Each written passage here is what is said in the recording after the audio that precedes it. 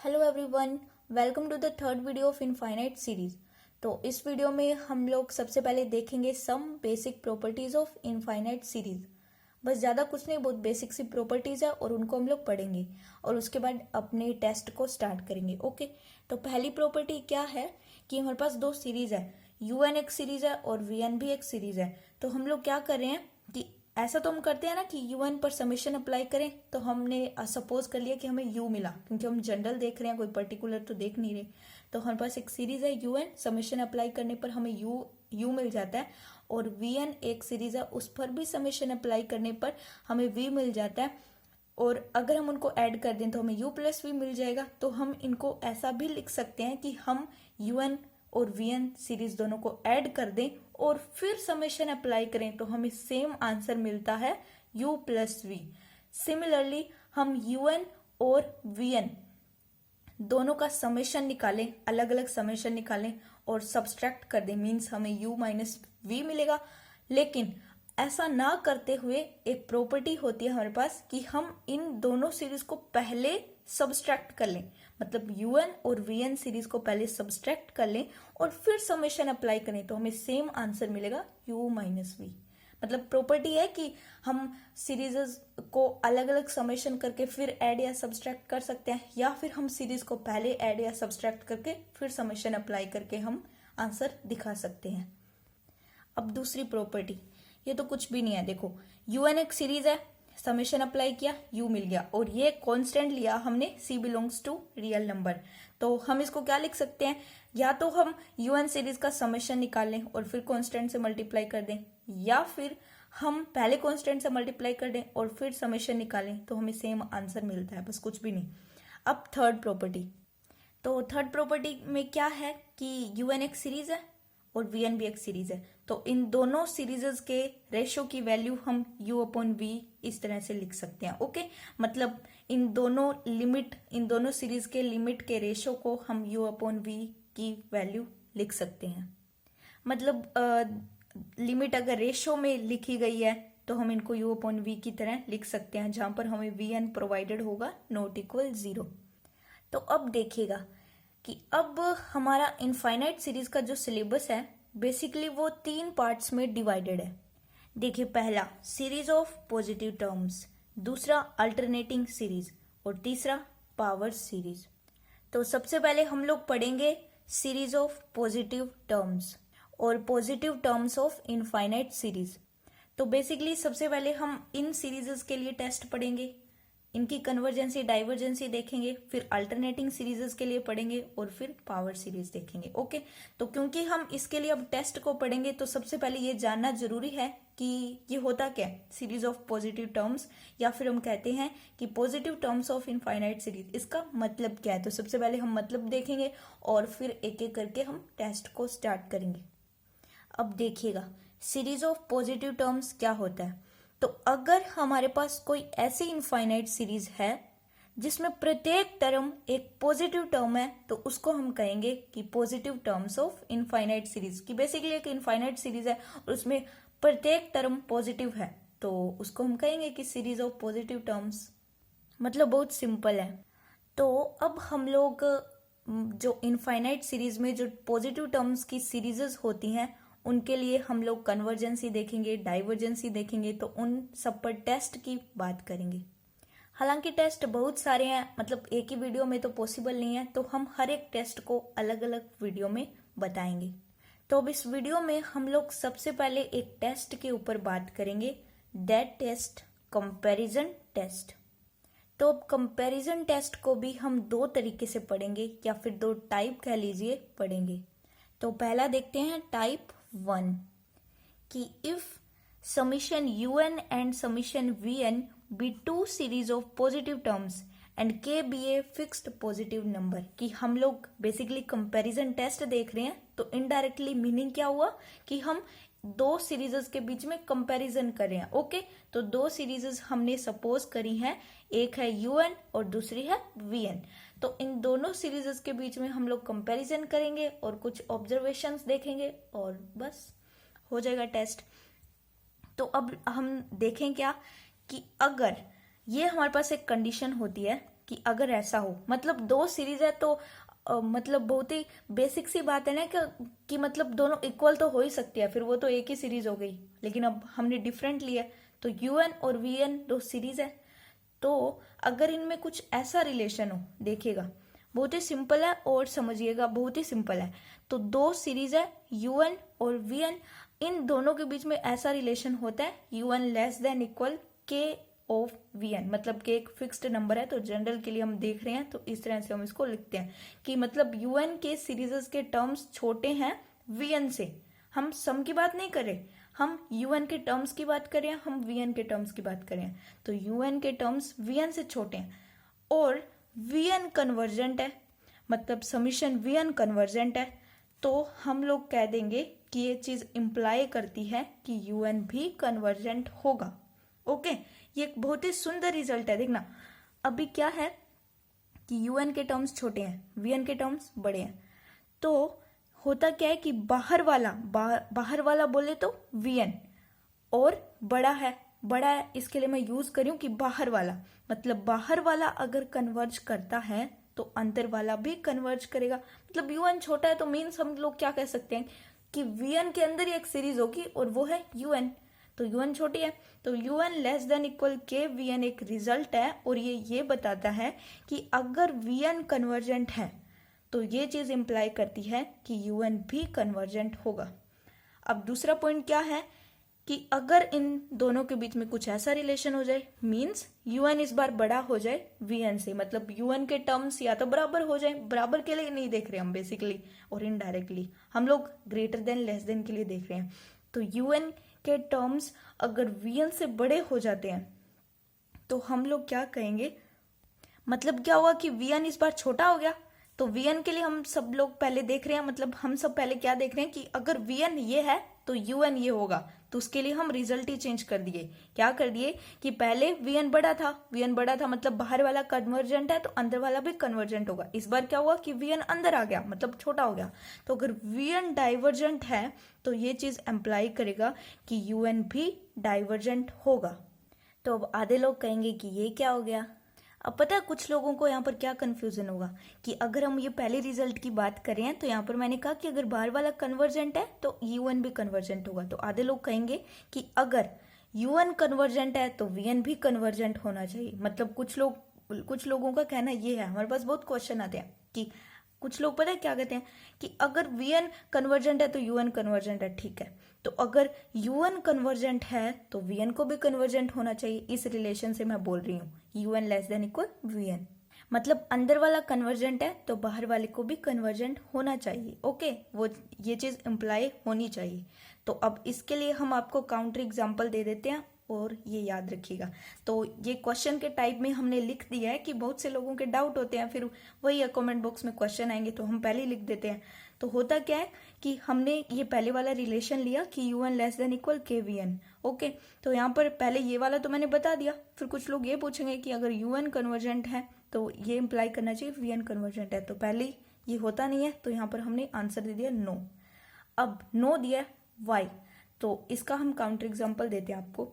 बस ऐसी सीरीज मान ली हमने पर्टिकुलर, अगर हमें किसी भी क्वेश्चन के लिए एक ही काउंटर एग्जाम्पल मिल जाता है तो वो क्वेश्चन गलत हो जाता है। एक भी काउंटर एग्जाम्पल अगर हम दे देते हैं तो वो गलत हो जाता है, मतलब काउंटर एग्जाम्पल बोले तो विरोधी ठीक है। तो यूएन एक सीरीज है और उसको हमने ले लिया 1/n², और वीएन एक सीरीज है उसको हमने 1/n। हमने खुद से ऐसे काउंटर एग्जाम्पल दे रहे हैं, पर्टिकुलर एक ही नहीं है, बहुत से हो सकते हैं, एक भी हो सकता है, बहुत हो सकते हैं। तो ये एग्जाम्पल ध्यान में रखिएगा और इस स्टेटमेंट में कंफ्यूज मत होना। तो 1/n² एक यूएन एक सीरीज है और 1/n एक सीरीज है। तो ये क्या है, ये मतलब ये क्या कह रहे हैं कि यूएन लेस देन इक्वल के वीएन। तो अब हम क्या करेंगे, अब हम पता लगाएंगे कि 1/n² के टर्म्स बड़े हैं या 1/n के। तो कैसे करेंगे, बहुत सिंपल है। 1/n को हम सिंप्लीफाई करेंगे बोले तो 1 प्लस, मतलब n belongs to natural number. तो 1/n को हम कैसे लिख सकते हैं, यहाँ पर मैं छोटा सा लिख के दिखा रही हूँ, मैं लिखना भूल गई, मतलब इसको सिंप्लीफाई करना भूल गई। अगले एग्जाम्पल में मैंने सिंप्लीफाई करा है तो यहाँ पर भी मैं करके दिखा देती हूँ एक बार। तो 1 प्लस 1/2 प्लस 1/3 प्लस इस तरह चलता जाएगा। और 1/n² को हम कैसे लिखेंगे, 1 प्लस 1/4 प्लस 1/9, ऐसे चलता जाएगा। तो अब हम इन दोनों सीरीज में क्या कंपैरिजन कर सकते हैं कि 1/n² के टर्म्स लगातार छोटे होते जा रहे हैं 1/n से। देखिए 1 तो सेम रह रहा है, 1/4 छोटा हो गया लेकिन 1/2 है, फिर 1/9 और छोटा हो गया, तो हम कह सकते हैं कि 1/n² लेस देन, ऐसे 1/n² लेस देन 1/n, मतलब un लेस देन 1/n। तो अगर ये होता है तो यहाँ पर मैंने क्वेश्चन लिखा है कि अगर un कन्वर्जेंट है तो ये इंप्लाई करेगा vn कन्वर्जेंट है, पर ऐसा नहीं हो रहा। फिर हम एक बार और पी सीरीज टेस्ट की बात करेंगे कि 1/n², हम लोग आज पी सीरीज टेस्ट की बात करेंगे तो वहां पर आप समझ लेना। पर एक बार यहाँ पे ध्यान रखना कि पी सीरीज टेस्ट से ये 1/n² जो सीरीज है वो कन्वर्जेंट है, बट 1/n मैंने पहले ही वीडियो में बताया हुआ है कि 1/n by P series test divergent है। तो ये इंप्लाई कहाँ कर है कि un तो कन्वर्जेंट है बट 1/n डाइवर्जेंट है, तो ये चीज पॉसिबल नहीं है।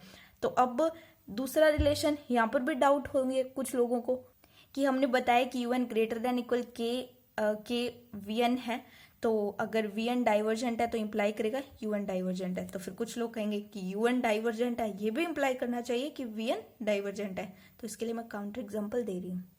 तो बेसिकली क्वेश्चन ये था मेरा कि un अगर डाइवर्जेंट है तो वो इंप्लाई करेगा vn डाइवर्जेंट है, तो ये पॉसिबल नहीं है, तो इसका आंसर है नो। ये रिलेशन को ध्यान में रखते हुए, तो un एक सीरीज है उसको हमने n³ ले लिया और vn एक सीरीज है उसको हमने 1/n³ ले लिया। ओके, तो इन दोनों को हमने सिंप्लीफाई किया, तो हम इन दोनों में से पता लगाएंगे कि किसके टर्म्स बड़े हैं। तो हमें क्या पता लग रहा है कि un के टर्म्स बड़े हैं vn से, क्योंकि ये 2 की क्यूब है और ये रेसिप्रोकल हो रहा है, तो ऑब्वियसली बड़े हैं, un के टर्म्स बड़े हैं vn से। तो मतलब n³ ग्रेटर देन 1/n³। तो हुआ क्या कि अगर n³ डाइवर्जेंट है तो ये भी डाइवर्जेंट होना चाहिए, बट ऐसा नहीं है।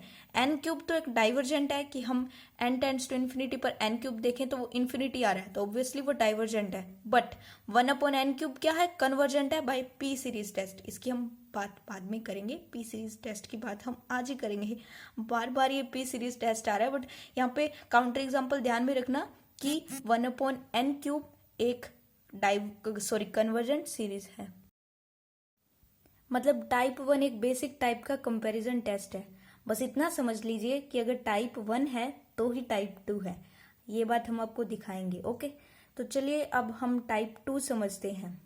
मतलब टाइप 1 तो ऐसा था ना कि एक बहुत कुछ सिंपल सी सीरीजेस के लिए हम फटाफट से कंपैरिजन करके बता दें, लेकिन कई बार सीरीजेस आ जाती है बहुत ही डिफिकल्ट, तो उनको हम कैसे बताएंगे, तो उसके लिए यूज होता है टाइप 2। अब देखिएगा, if summation un and summation vn be two series of positive terms such that, मतलब दो सीरीज है और दोनों ही पॉजिटिव टर्म्स की सीरीज है। ओके, इन दोनों के बीच हम कंपैरिजन करें हैं तो कुछ ऐसा रिजल्ट हम देखते हैं कि such that limit n tends to infinity un/vn l हो जाए where l is non zero and finite.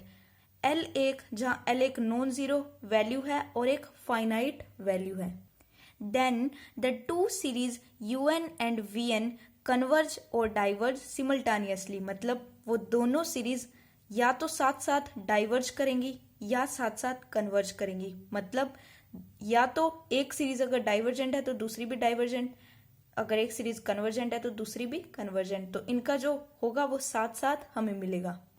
लेकिन अब देखिएगा, जब हमने L को फाइनाइट माना और नॉन जीरो माना तो हमने दो केसेस को नेग्लेक्ट कर दिए। वो दो केसेस कौन से हैं कि अगर L जीरो हो तब क्या होगा, अगर L इन्फिनिटी चला जाए तब क्या होगा। तो आइए हम उन दोनों केसेस पर पहले बात करें, और साथ ही साथ हम लोग हेल्पिंग टेस्ट कह लीजिए या फिर उसे रिजल्ट कह लीजिए, उसे भी हम देखेंगे, जिसे हम पी सीरीज टेस्ट कहते हैं, उसी भी हम अभी देखेंगे। लेकिन उससे पहले हम देखते हैं कि un/vn, un और vn का ratio limit n tends to infinity पर 0 चला जाए तो हमें क्या मिलता है कि अगर un कन्वर्जेंट है तो vn भी कन्वर्जेंट होगी। मतलब एक पर्टिकुलर केस हो गया कि डाइवर्जेंट का तो नाम ही नहीं है, un कन्वर्जेंट है तो vn कन्वर्जेंट होगी। कब, जब un/vn n tends to infinity पर 0 हो जाए। और अगर un/vn n tends to infinity पर इन्फिनिटी चला जाए तो un डाइवर्जेंट है तो vn भी डाइवर्जेंट होगा। तो बेसिकली un की कन्वर्जेंसी डाइवर्जेंसी बताने के लिए हम उसी से एक सीरीज बनाएंगे और उसे बोलेंगे हम vn। तो ये एक बहुत ही मतलब सुंदर सा एक हमें ऑब्जर्वेशन मिला कि अब तक हम देखते आ रहे हैं कि हम दो सीरीज लेकर चल रहे हैं यूएन और वीएन, और उन दोनों के बीच कंपैरिजन कर रहे हैं। टाइप 1 में ऐसा था, लेकिन अब टाइप 2 में देखो टाइप 1 की वजह से क्या आता है हमारे पास कि अब हम लोग क्या करेंगे, हम सीधा तो यूएन की कन्वर्जेंसी नहीं बता सकते, इसीलिए तो इसे कंपैरिजन टेस्ट नेम दिया गया कि हम यूएन की कन्वर्जेंसी डाइवर्जेंसी देखने के लिए वीएन एक सीरीज बनाएंगे, उसी से एक सीरीज निकालेंगे और उसे हम कहेंगे वीएन। तो अब वीएन की कन्वर्जेंसी डाइवर्जेंसी हम लोग कैसे देखें, अब हमारे पास ये क्वेश्चन आता है। तो वीएन की कन्वर्जेंसी डाइवर्जेंसी देखने के लिए हमारे पास एक हेल्पिंग टेस्ट है जिसे हम कहते हैं पी सीरीज टेस्ट। तो ये पी सीरीज टेस्ट डिसाइड करता है वीएन की कन्वर्जेंसी या डाइवर्जेंसी कि वीएन कन्वर्जेंट है या डाइवर्जेंट है। अगर वीएन कन्वर्जेंट है तो यूएन भी कन्वर्जेंट होगा, ये टाइप 2 कहता है, हमें यहां से मिलता है देखने को सिमल्टेनियसली। और अगर वीएन डाइवर्जेंट है तो यूएन भी डाइवर्जेंट होगा। तो बस बहुत ही सिंपल एक टेस्ट है जिसे हम पी सीरीज टेस्ट कहते हैं। द सीरीज समीशन 1/np, इसको हमने सिंप्लीफाई करा कि 1 जहां n belongs to natural number, मतलब n इक्वल 1 टू इन्फिनिटी, तो 1/1 to the power p plus 1/2 to the power p plus 1/3 to the power p, तो ऐसे ही चलता जाएगा अप टू इन्फिनिटी। तो ये कन्वर्जेंट सीरीज कब होगी, जब p ग्रेटर देन 1 होगा। जब p ग्रेटर देन 1 होगा तो ये सीरीज कन्वर्जेंट होगी, और जब p लेस देन इक्वल 1 होगा तो ये सीरीज डाइवर्जेंट होगी। अभी तो समझना थोड़ा मुश्किल है, बट अब हम एक सिंपल सा एग्जांपल लेंगे और आपको समझाएंगे कि हम कैसे वीएन की कन्वर्जेंसी डाइवर्जेंसी से यूएन की डाइवर्जेंसी कन्वर्जेंसी बोलते हैं, मतलब हम कैसे हेल्पिंग टेस्ट अप्लाई करते हैं। तो अब यहाँ पर टाइप 1 का हम हिस्सा बताते हैं, मतलब टाइप 1 की यहाँ पर क्या भूमिका रहती है, पहले ये देख लीजिएगा। तो अब हम पहले जो एक रिलेशन पढ़ा था UN less than equal VN, एक बार सीधा लिख लो यहाँ पर UN less than equal VN. तो अगर वीएन कन्वर्जेंट है तो हमारे पास ये रिलेशन होगा, बट ये टेस्ट का पता क्या फायदा है टाइप 2 का, कि पहले से ही एडेड होगा, हमें नहीं देखना पड़ेगा, हमें कंपेयर नहीं करना पड़ेगा कि यूएन के टर्म्स बढ़े या वीएन के टर्म्स बढ़े, ये पहले से ही एडेड है। लेकिन टाइप 1 से हमें पता लगता है, मतलब ये अगर हम हेल्पिंग टेस्ट, ये जो पी सीरीज टेस्ट है, इसका प्रूफ देखें ना तो वहां से हमें पता लगता है ये सब। ओके, वो सब हम नहीं करवाएंगे, मतलब इंपॉर्टेंट नहीं है, इंपॉर्टेंट है एग्जाम्पल, वो सब हम करवाएंगे। ओके, तो बाद में करवा देंगे, बहुत से लोग इंटरेस्टेड ही नहीं होते, तो ठीक है चलो। UN less than equal VN, ये रिलेशन होगा, तब वीएन कन्वर्जेंट होगा, तब यूएन को हम कन्वर्जेंट बोलेंगे। और वीएन डाइवर्जेंट होगा, मतलब UN greater than equal VN. तो इस रिलेशन के आधार पर हम बताएंगे कि अगर वीएन डाइवर्जेंट है तो यूएन भी डाइवर्जेंट होगा। तो कहीं ना कहीं बिहाइंड द सीन हमारे पास ये सब हो रहा है। ओके, और ये पहले से ही मतलब बनाया है टाइप 2। ओके, तो अब हम लोग फाइनली एक एग्जाम्पल देखेंगे और समझेंगे। तो अब इस एग्जाम्पल में हमने अब तक जितने भी ऑब्जर्वेशंस देखे हैं वो सब काम आएंगे। चलिए हम स्टार्ट कर रहे हैं। सिंपल एग्जाम्पल है बहुत ही। तो ये हमें एक सीरीज दी गई है और हमें बताना है इसका कि ये कन्वर्जेंट है या डाइवर्जेंट है। ओके, तो हमें nth टर्म इसका दिया गया है, तो बेसिकली हम लोग क्या लेते हैं कि समीशन यूएन हम लेते हैं सबसे पहले, है ना, समीशन यूएन लेते हैं और फिर उससे वीएन बनाते हैं। तो वीएन के बनाने का अप्रोच सीख लीजिएगा, वो भी कई लोगों को अब समझ नहीं आता मतलब प्रैक्टिस पर डिपेंड करता है कि जितनी बार, मतलब जितना ज्यादा आप इन्फिनिट सीरीज के क्वेश्चन लगाओगे फिर ही आपको वीएन का अप्रोच बनेगा, वरना मतलब उसका कोई फॉर्मूला नहीं है, एक डिसाइडेड है एक तरीका, और वही सब लोग अप्लाई करते हैं। तो सबसे पहले हम लोग क्या करेंगे, हमने एक यूएन सीरीज बनाई जो हमारे पास है √n/3n-1। तो सबसे पहले हम लोग इसे देखेंगे कि n टेंड्स टू इन्फिनिटी पर हमें यूएन क्या मिला है। 0 मिल रहा है तो फर्दर प्रोसीड करेंगे, इन्फिनिटी मिल रहा है तो बता देंगे कि ये डाइवर्जेंट है। तो हमारे पास क्या होता है कि √n/3n-1 n tends to infinity पर हम अब इसको कैसे, मतलब सब लोगों ने थोड़ी बहुत लिमिट का नॉलेज होना चाहिए अब यहाँ पे, क्योंकि अगर लिमिट का नॉलेज नहीं है तो फिर नहीं बता पाओगे। चलिए कोई बात नहीं, हम बताते हैं। √n/, अब हम क्या करेंगे, हमें n टेंड्स टू इन्फिनिटी यहाँ पर सीधा अप्लाई करेंगे तो वही है, इन्फिनिटी चला जाएगा, बट एक अप्रोच होता है वही सीखेंगे।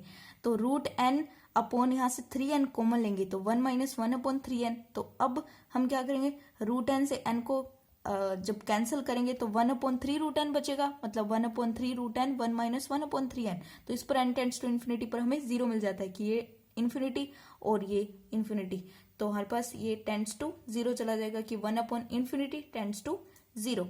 ओके, तो अब un 0 मिल गया, तो फर्दर प्रोसीड करेंगे। अब हमें बताना मुश्किल हो जाएगा, मतलब मुश्किल तो क्या होगा, सिंपल है, कंपैरिजन टेस्ट है। तो अब हम बताएंगे कि un कन्वर्जेंट है या डाइवर्जेंट है। तो ये था नेसेसरी क्राइटेरिया जिसके लिए हमने एक वीडियो बनाया था। ओके, तो अब हम लोग un की कन्वर्जेंसी डाइवर्जेंसी देखने के लिए हम एक सहारा लेंगे, एक सीरीज का vn जो un से ही बनेगी।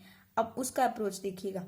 अब हम लोग पता है क्या करते हैं, हम कुछ नहीं करते, बस un एक सीरीज है, उसमें हम न्यूमेरेटर से जो n की हाईएस्ट डिग्री है उसको हम कॉमन ले लेते हैं। अब ऊपर से तो क्या ही कॉमन ले, पहले से ही पढ़ा है। ओके, तो आगे हम और एग्जाम्पल करेंगे तो वहां पर हम बताएंगे। एक बार तो शायद ही समझ आए, पर आ जाएगा, कोई बात नहीं। हम भी खुद इतना कंफ्यूज हो रहे हैं कि अब क्या बताएं।